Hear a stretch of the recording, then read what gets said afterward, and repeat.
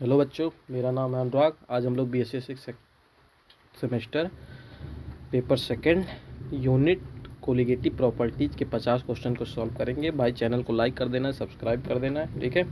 तो स्टार्ट करते हैं। पहला क्वेश्चन है, which property depends on number of solute particle rather than dilute solution. तो डाइल्यूट सॉल्यूशन एक्चुअली में क्या होता है कोलिगेटिव प्रॉपर्टीज़ का, तो the solution in which quantity of solute is relatively very small अगर आ जा रहा है तो उसी को हम लोग क्या बोलते हैं, डाइल्यूट सॉल्यूशन बोलते हैं। और ऐसे वाले जो डाइल्यूट सॉल्यूशन होते हैं वो total number of molecules of solute per unit volume के ऊपर डिपेंड करते हैं, जो कि इनके अंदर कोई भी केमिकल नेचर चेंज नहीं होता। उसी को हम लोग क्या बोलते हैं, कोलिगेटिव प्रॉपर्टीज़ बोलते हैं। और कोलिगेटिव प्रॉपर्टीज़ जो होती है वो नॉन वोलाटाइल कैरेक्टर के लिए हम लोग इसमें स्टडी करेंगे। और कैसे कैसे वेरियस जो कोलिगेटिव प्रॉपर्टीज़ हैं कौन कौन सा होता है। एक होता है लोवरिंग ऑफ वेपर प्रेशर के बारे में इस चैप्टर में पढ़ते हैं, दूसरा ऑस्मोटिक प्रेशर के बारे में पढ़ते हैं, और तीसरा पढ़ते हैं एलिवेशन ऑफ बॉइलिंग पॉइंट के बारे में समझा जाता है। एलिवेशन ऑफ बॉइलिंग पॉइंट के बारे में समझा जाएगा। चौथा समझाएगा डिप्रेशन ऑफ फ्रीजिंग पॉइंट के बारे में समझा जाएगा। तो ये चारों चीज़ धीरे धीरे करके क्या करेंगे, एक्सप्लेन करेंगे, और उन चीज़ को क्या किया जाएगा, समझा जाएगा। उस चीज़ को क्या करना है, तुमको याद रखना है कि भाई ये चीज़ इस तरीके से होता है। या तो सबसे पहले हम लोग समझेंगे एलिवेशन ऑफ बॉइलिंग पॉइंट। तो एक्चुअली में एलिवेशन ऑफ बॉइलिंग पॉइंट होता क्या है, तो the vapour pressure of liquid increase with increase of temperature. जैसे जैसे टेम्परेचर इंक्रीज होता है वैसे वैसे लिक्विड भी क्या होता है, वेपराइज होने लगता है। वेपराइजेशन भी उसका क्या होने लगता है, इंक्रीज होने लगता है, ठीक है। इसको हम लोग क्या करते हैं, बॉयल्स करते हैं लोअर टेम्परेचर पे, मतलब एक फिक्स टेम्परेचर लेके। और अगर वो वाला जो वेपराइजेशन हो रहा है वो वेपराइजेशन अगर एटमॉस्फेरिक प्रेशर के इक्वल हो गया तो उसी को हम लोग क्या बोलते हैं, एलिवेशन ऑफ बॉइलिंग पॉइंट बोलते हैं। तो elevation of boiling point actually में होता क्या है, हम लोग ले लिए यहाँ पे बीकर, उसमें सॉल्यूशन डाल दिए, वेपराइजेशन हो रहा है, तो टेम्परेचर क्या कर रहा है, बढ़ा रहा है, जिसकी वजह से वेपराइजेशन और तेज़ी से हो रहा है।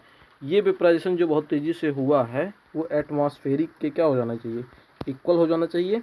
जैसे इक्वल हो गया उसी को हम लोग क्या बोल देंगे, एलिवेशन ऑफ बॉइलिंग पॉइंट। तो ध्यान रखना है फार्मूला क्या होता है एलिवेशन ऑफ बॉइलिंग पॉइंट का, डेल्टा टी बराबर होता है T B minus T B not होता है। टी हमारा होता है boiling point of the solution, और टी नॉट जो हमारा होता है प्योर सॉल्वेंट का बॉइलिंग पॉइंट है। तो ध्यान रखना है, ठीक है। इसी इक्वेशन को हम लोग क्या बोलेंगे, ये जो इक्वेशन यहाँ पे लिख दिया इसी इक्वेशन को हम लोग क्या बोलेंगे कि इक्वेशन है इंक्रीजेज ऑफ बॉइलिंग पॉइंट का, या एलिवेशन ऑफ बॉइलिंग पॉइंट इसको बोला जाएगा। और जो हमारा बॉइलिंग पॉइंट होता है वो किसके ऊपर डिपेंड करता है, टोटली डिपेंड करता है मोलल कंसंट्रेशन के ऊपर।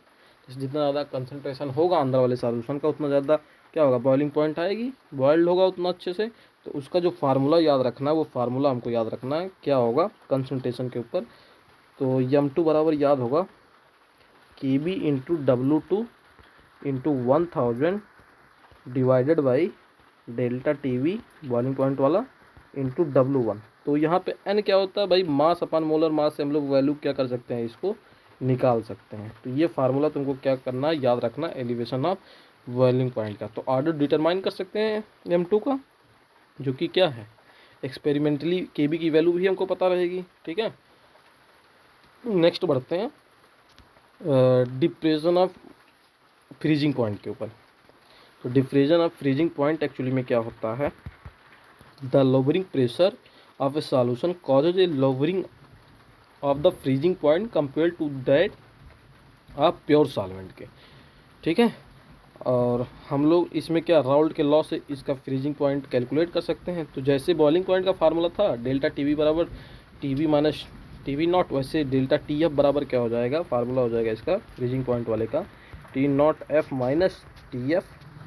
और वहाँ से भी हम लोग क्या कर सकते हैं, मोलल कंसंट्रेशन के ऊपर डिपेंड करता है भाई, मोललिटी के ऊपर डिपेंड करेगा ना।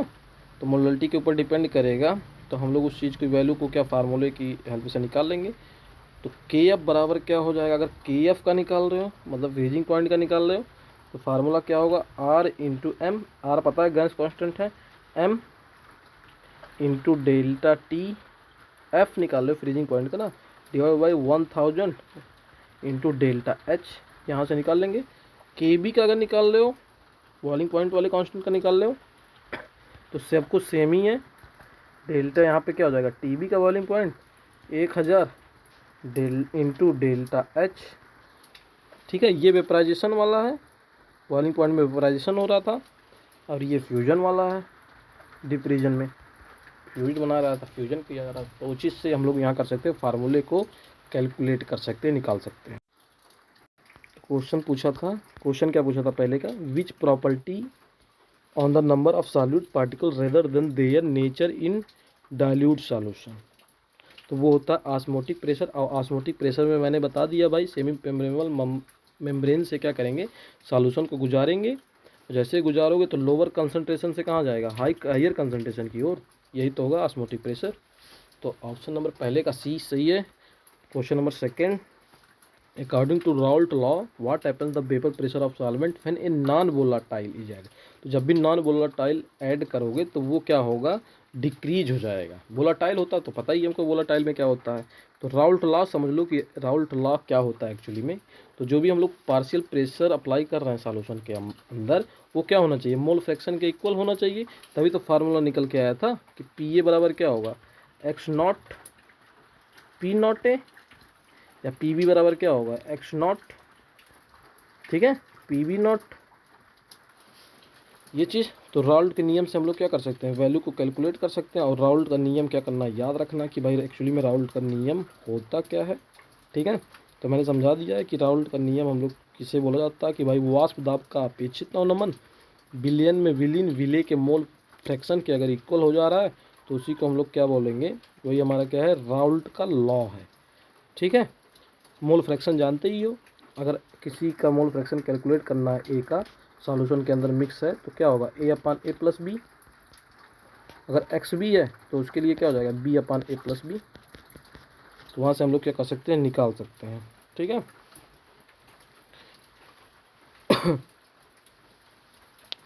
समझ गए। तो इससे हम लोग क्या कर सकते हैं, किसी भी की वैल्यू को भी क्या कर सकते हैं, कैलकुलेट कर सकते हैं। तो जो हमारा दूसरा है उसका ऑप्शन नंबर बी सही है। नेक्स्ट क्वेश्चन की ओर बढ़ते हैं। Question number third, which is the relative lowering of vapour pressure in a solution compare to the pure solvent. तो वो क्या होगा, lowering of vapour pressure to the vapour pressure of pure solvent की ओर। क्वेश्चन नंबर थर्ड का D option सही है। Lowering of vapour pressure में मैंने समझा के रखा था कि भाई जो इसका सॉल्यूशन हम लोग प्रिपेयर करते हैं, in non volatile solute is added to a solvent, तो it has been found that the vapour pressure is a solvent solution is always less than that of pure solvent. The vapor pressure of solution is always less than that of pure solvent. तो वही चीज़ इसमें पूछा था कि भाई जो lowering vapour pressure है solution compare to pure solvent, तो कैसा होता है, ratio of lowering of vapour pressure to the क्या हो जाएगा, vapour pressure of pure solvent, ठीक है। Question number 4, what property is used to determine molecular weight of a solute in a solution. कौन सी प्रॉपर्टी यूज करते हैं, तो ऑस्मोटिक प्रेशर से हम लोग क्या कर सकते हैं, वैल्यू को कैलकुलेट कर सकते हैं, ठीक है। फार्मूला क्या होगा, molecular weight of a solute in a solution, osmotic pressure determine करने का। तो फार्मूला होता है भाई, यम बराबर क्या होता है, WST डिवाइडेड बाई क्या होगा, PV। एस क्या होता है, तो सॉल्यूशन कांस्टेंट है, वैल्यू कितनी होती है उसकी, 0.0821 लीटर एटीएम होता है, ठीक है। पी पता ही है ऑस्मोटिक प्रेशर, वी पता है वॉल्यूम इन लीटर, टी पता है एब्सोल्यूट टेम्परेचर, एन पता है number of mass of solute, और एन बराबर होता है ये पता है, ये मास अपन क्या होता है, मोलर मास, ठीक है। एम और डब्ल्यू से निकाल लेंगे, एन हो जाएगा, ओके। नेक्स्ट बढ़ते हैं क्वेश्चन की ओर। In osmosis solvent molecules move from, तो ऑस्मोसिस में भैया मूव कहाँ की ओर करते हैं, तो बताया था कहाँ मूव करता है भाई, हायर सॉल्वेंट कंसंट्रेशन से लोअर सॉल्वेंट कंसंट्रेशन की ओर, वो चीज़ ध्यान रखना है, मूव करता है। लेकिन अगर सल्यूट का पूछ रहा है तो लोअर सल्यूट कंसंट्रेशन से, ये सल्यूट है, SOLUT सल्यूट कंसंट्रेशन, ये तुम्हारा क्या है, सॉल्वेंट है। हायर सॉल्वेंट कंसंट्रेशन से लोअर सॉल्वेंट कंसंट्रेशन की ओर मूव कर रहा है, तो हम लोग उसको बोलते हैं क्या, उसको हम लोग बोलते हैं ऑस्मोसिस बोलते हैं, ठीक है। अगर लोअर सल्यूट कंसंट्रेशन से कहाँ मिल रहा है, हाइयर सल्यूट कंसंट्रेशन की ओर, सल्यूट ध्यान रखना है, कंसंट्रेशन की ओर, तो उसको बोला जाता है क्या, ऑस्मोसिस बोला जाता है। तो कभी भी हाइयर सॉल्वेंट कंसंट्रेशन से लोअर सॉल्वेंट कंसंट्रेशन की ओर मुड़ रहा है तब भी ऑस्मोसिस होगा। लोअर सल्यूट, सल्यूट बोल रहा हूँ, पहले वाले में सॉल्वेंट बोला था, तो लोअर सल्यूट कंसंट्रेशन से हाइयर सल्यूट कंसंट्रेशन की ओर मुड़ रहा है तो उस चीज़ को भी हम लोग क्या बोलते हैं, ऑस्मोसिस बोलते हैं। ठीक है, तो क्या पूछा था इन ऑस्मोसिस सॉल्वेंट मॉलिक्यूल, सॉल्वेंट के लिए पूछा था ना, तो हाइयर सॉल्वेंट से कहाँ मुड़ेगा, लोअर सॉल्वेंट की ओर, तो पहला ऑप्शन सही हो जाएगा। अगर यही पूछ लेता इन ऑस्मोसिस सल्यूट मॉलिक्यूल्स पूछ लेता तो दूसरा वाला सही रहता। तो ध्यान रखना सॉल्यूट और सॉल्वेंट का क्या चक्कर है, तो पांचवे का ऑप्शन नंबर फर्स्ट सही है। ठीक है, पता चले हाइयर याद कर लो, हाइयर टू लोअर, तो ध्यान रखना है वो चीज़। ठीक है, question number 6, what is the unit of osmotic pressure. तो क्या होता है, टॉर होता है। जनरल केसेस में हम लोग निकालते हैं 1 ATM बराबर क्या होता है, 760 टॉर। ठीक है, ये भी यूनिट है, एटमॉस्फेयर भी है, बार भी है, पास्कल भी है। ठीक है, तो 1 ATM बराबर कितना होता है, 760 टॉर, तो टॉर हो गया। Question number 7, how is the molecular weight of a solute determined from osmotic pressure. तो सल्यूट ऑस्मोसिस में हम लोग कहाँ बढ़ते हैं, लोअर सल्यूट कंसंट्रेशन से हायर सल्यूट कंसंट्रेशन की ओर। अगर सॉल्वेंट होता तो हायर सॉल्वेंट कंसंट्रेशन से लोअर सॉल्वेंट कंसंट्रेशन की ओर। ठीक है, पूछा था molecular weight of a solute determined from osmotic pressure, वो होता है प्लॉटिंग करवाते हैं किसी भी सॉल्यूट कंसंट्रेशन का, तो आप osmotic pressure against solute concentration. 7वें का ऑप्शन नंबर डी सही है। Question number 8, what happens to the boiling point of a solution compare to pure solvent.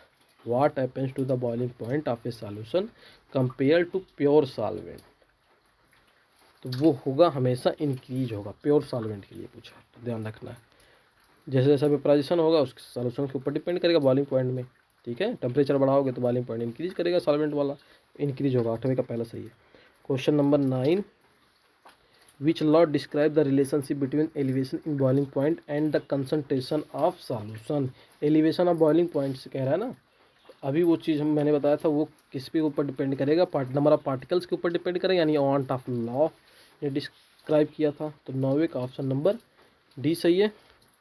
Question number 10, what property is responsible for depression of freezing point in a solution. Depression of freezing point में कौन सी property का use करते हैं, तो colligative property in dilution solution के लिए करते हैं। 10वें का डी।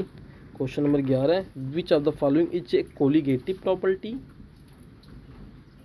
तो वो है ऑस्मोटिक प्रेशर भाई कोलिगेटिव प्रॉपर्टीज का है।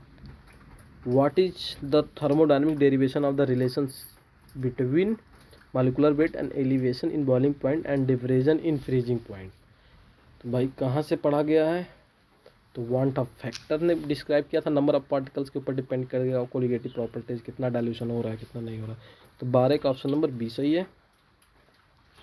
Question number 13, what does the van't Hoff factor represent in colligative properties. Association के लिए और डिसोसिएशन के लिए हम लोग निकाल सकते हैं कि आई बराबर क्या होगा, observed osmotic effect by normal osmotic effect, और टोटल जो आई होगा वांट ऑफ फैक्टर जो होगा, फार्मूला क्या हो जाएगा, total number of moles particles after association या dissociation divide by total number of particles before association. तो आफ्टर एसोसिएशन या डिसोसिएशन, बिफोर डिसोसिएशन या एसोसिएशन, तो वो चीज़ वहाँ से हो जाएगा। Elevation of boiling point, depression of freezing point के लिए निकाल सकते हैं। ठीक है, डेल्टा टी बी बराबर क्या हो जाएगा, के बी आई एम। इसी तरह फ्रीजिंग पॉइंट के लिए भी निकाल सकते हैं, डेल्टा टी एफ बराबर आई के एफ, और ऑस्मोटिक प्रेशर के लिए भी निकाल सकते हैं। ठीक है, तो ध्यान रखना है, वो चीज़ याद रखना है। और जितने भी कोलिगेटिव प्रॉपर्टीज होते हैं वो नॉन इलेक्ट्रोलाइट के लिए ही एप्लीकेबल होते हैं। ठीक है, उसमें कोई भी एसोसिएशन और डिसोसिएशन हम लोग नहीं करवाते हैं। ठीक है, तो वही पूछा है भाई, जो want Hoff factor represent in colligative properties, तो वो होगा ratio of observed colligative properties expected colligative properties. तो ऑप्शन नंबर 13 का फर्स्ट सही है। Question number 14, in A dilute solution what is true about want Hoff factor. कौन सा true होता है, तो it is always greater than 1। ठीक है, क्योंकि हम लोग एसोसिएशन और डिसोसिएशन नहीं कैलकुलेट करते हैं कोलिगेटिव में, केवल नॉन इलेक्ट्रोलाइट के लिए ही अप्लीकेबल होता है वांट ऑफ कोलिगेटिव प्रॉपर्टी जो होती है। Question number 15, what is the formula of calculate to elevation of boiling point. तो अभी फार्मूला बताया था, फार्मूला क्या होता है, डेल्टा टी वी बराबर होगा के बी इंटू आई इंटू एम। कौन सा सही है, सी सही है। एक एफ एफ हो जाता सारी जगह पे, तो उस चीज़ को हम लोग क्या बोल देते हैं, फ्रीजिंग और depression of freezing point. Question number 16, what does I represent formula elevation of boiling point. तो वांट ऑफ फैक्टर आई अभी बता रहा हूँ, कब से चिल्ला रहा हूँ यही चीज़। 16 का ऑप्शन नंबर बी सही है। Question number 17, which of the following is not a colligative property. Colligative property तो ऑस्मोटिक कोलिगेटिव प्रॉपर्टीज होता है, वेपर प्रेशर होता है, बॉइलिंग पॉइंट होता है, ये नहीं होता, यानी नॉट पूछा था ना, तो 17 का ऑप्शन नंबर ए सही है। Question number 18, what is the relationship between molality and moles of solute n in a solution. तो मोलैलिटी के बारे में मैंने समझा के रखा है कि भाई मोलैलिटी को हम लोग कैपिटल एम से डिनोट करते हैं। फार्मूला क्या हो जाएगा, mass upon solute divided by volume in solution. ये मोलैलिटी का है। मोलैलिटी को हम लोग किससे डिनोट करेंगे, कैपिटल एम से। फार्मूला क्या हो जाएगा, moles of solute divided by volume of solution. ये किसका फार्मूला है, ये फार्मूला है मोलैलिटी का, कि भाई मोल्स ऑफ सॉल्यूशन जो होता है, molality is defined as number of moles of solute present in 1 litre of the solution is called molality. Molality क्या होता है भाई, स्मॉल एम से डिनोट करते हैं। फार्मूला क्या होता है, मास अपॉन सॉल्यूट तो होता ही है, divide by mass upon solvent. तो डिफिनेशन क्या बनेगा, डिफिनेशन बनेगा ये कि molality is defined as number of moles of solute present in 1 kilogram of the solvent. तो वो चीज़ ध्यान रखना है। दूसरा चीज़ होता है, तीसरा चीज़ होता है नॉर्मेलिटी। नॉर्मेलिटी को कैपिटल एन से डिनोट करते हैं। फार्मूला क्या होगा, नंबर ऑफ ग्राम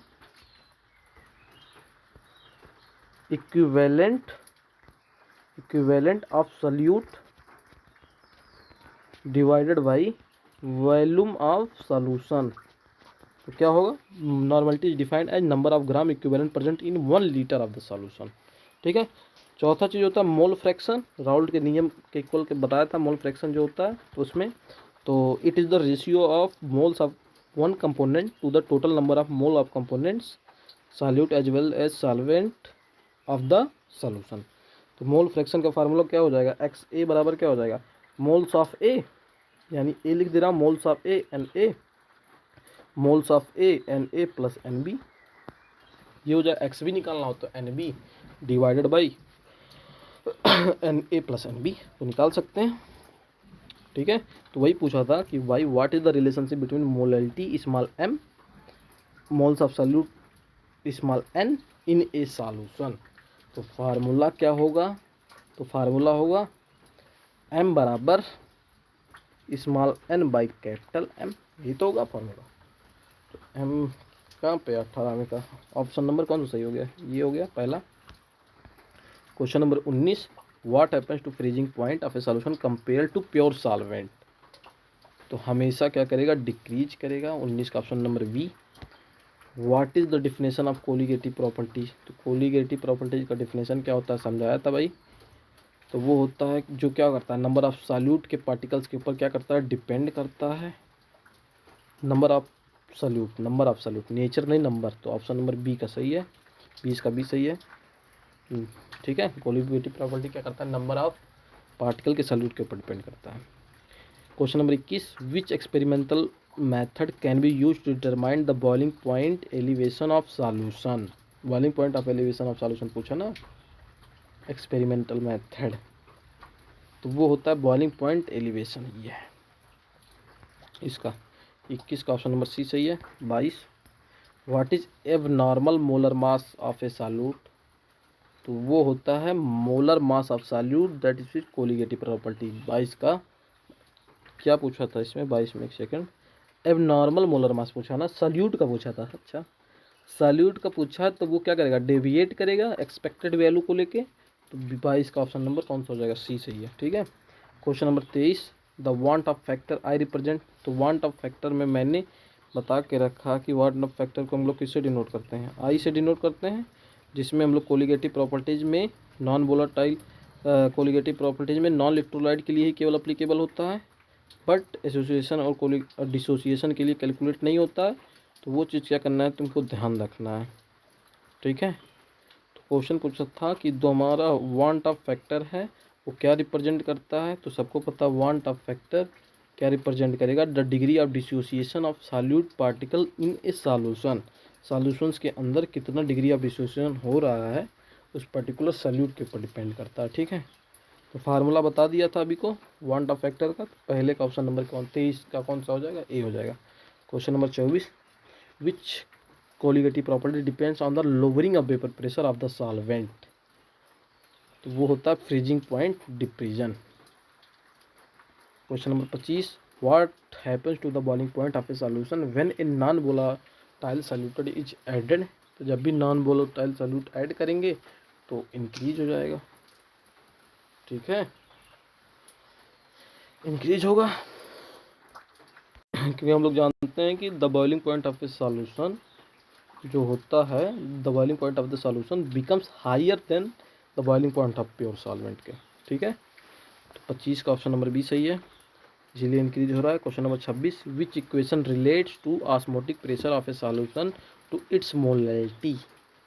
मोलैलिटी कौन सा रिलेट कर रहा है, राउल्ट करेगा, हेनरी करेगा, बॉयल्स करेगा, वांट ऑफ इक्वेशन करेगा, कौन सा करेगा। तो वो है 26 का D, van't Hoff equation, degree of dissociation वाला ऑस्मोटिक प्रेशर। तो रिपीट हुआ है question. Question number 27, a solution containing non volatile solute particles will have a vapour pressure तो lower than that of pure solvent. 27 का B सही है। Question number 28, what is the significance of colligative properties. Colligative properties का significance क्या होता है। ठीक है, तो वो क्या करते हैं, अलाउ करते हैं डिटर्मिनेशन के लिए मोलर मास और मॉलिक्यूलर स्ट्रक्चर को। तो कहाँ पे है, ये रहा 28 का ऑप्शन नंबर सी सही है। Question number 29, which colligative property is utilized in the process of cryopreservation. तो क्रायो प्रिजर्वेशन जो होता है वो फ्रीजिंग पॉइंट ऑफ डिप्रेशन में। 29 का ऑप्शन नंबर फर्स्ट सही है। Question number 30, a solution with a high osmotic pressure implies, high osmotic pressure ना, तो higher concentration to solute particles. हाँ, high concentration of solute particles. तो 30 का बी ऑप्शन सही है। Question number 31, the van't factor for a non electrolyte solution in solution is typically तो equal to 1। 31 का B सही है। Question number 32, which of following is not a colligative properties. तो भाई वेपर प्रेशर लोअरिंग तो होगा ही। ठीक है, बॉइलिंग पॉइंट एलिवेशन भी होता है, फ्रीजिंग पॉइंट होता है, ऑस्मोटिक होता है, सब होता है, मोलर मास नहीं होता है। तो 32 का सी सही है। Question number 33, what is the colligative property with by A solution of sugar and water. तो इससे आसान क्वेश्चन कोई नहीं है, फ्रीजिंग पॉइंट डिप्रीजन। 33 का ऑप्शन नंबर कौन सा सही है, सी सही है। Question number 34, which of the following substances would likely have the highest van't Hoff factor when dissolve in water. Okay, तो sodium chloride. Question number 35, what factor primarily determine the degree of dissociation या association of solute in the solution. तो वो है nature of solvent के ऊपर depend करता है। Question number 36, what is the van't Hoff factor of 0.m NaCl।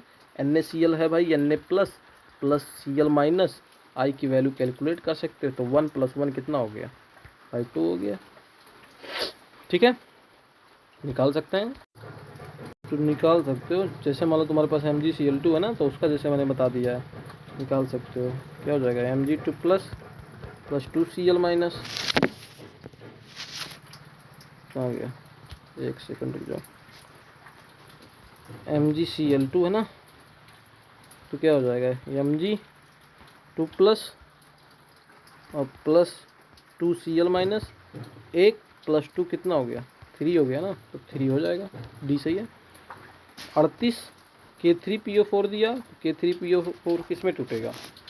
Ion से पहले तोड़ना आना चाहिए। 3K प्लस में, ये वाला 3K प्लस में, प्लस PO4 3 माइनस में, तो 3 + 1 कितना हो गया? I बराबर 4 हो गया। वांट ऑफ फैक्टर निकाल सकते हो किसी का, बहुत ईजी है, ठीक है।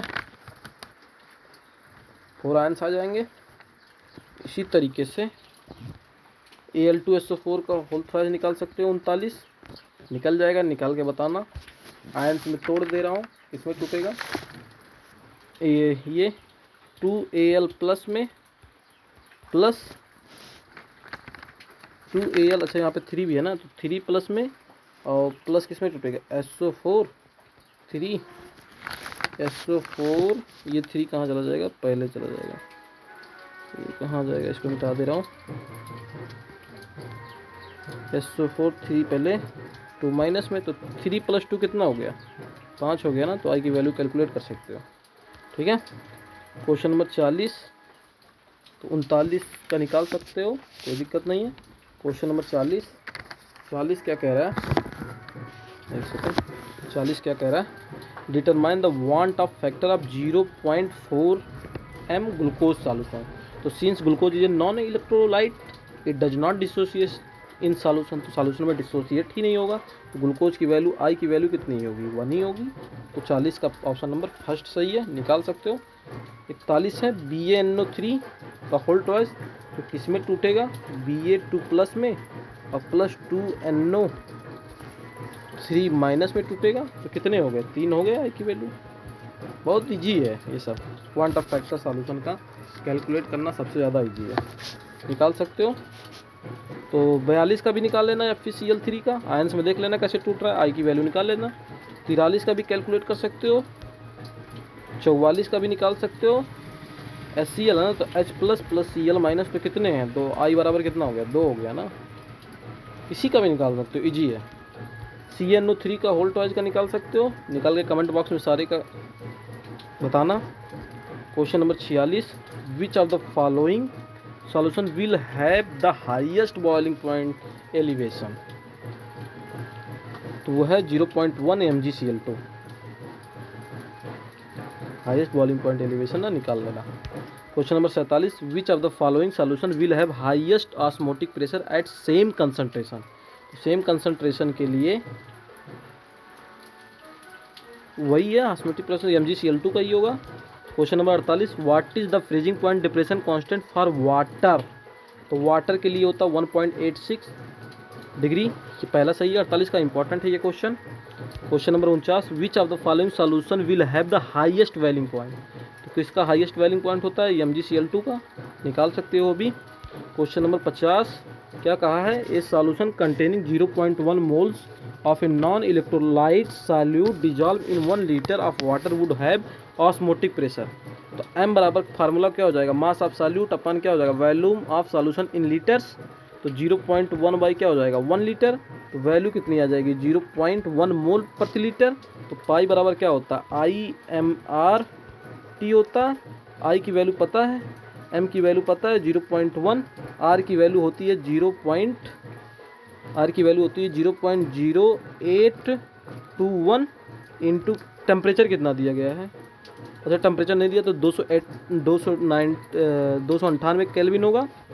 अब इन सारे को क्या कर लेना? मल्टीप्लाई कर लेना। मल्टीप्लाई करोगे तो कुछ ना कुछ वैल्यू आएगी, जो वैल्यू आएगी वही क्या हो जाएगा? आंसर हो जाएगा। तो यहाँ से फार्मूले से हम लोग क्या कर सकते हैं? निकाल सकते हैं, ठीक है। तो हम लोगों ने 50 क्वेश्चन को क्या किया है? सॉल्व किया है। मिलते हैं नेक्स्ट वीडियो में। Happy learning, bye.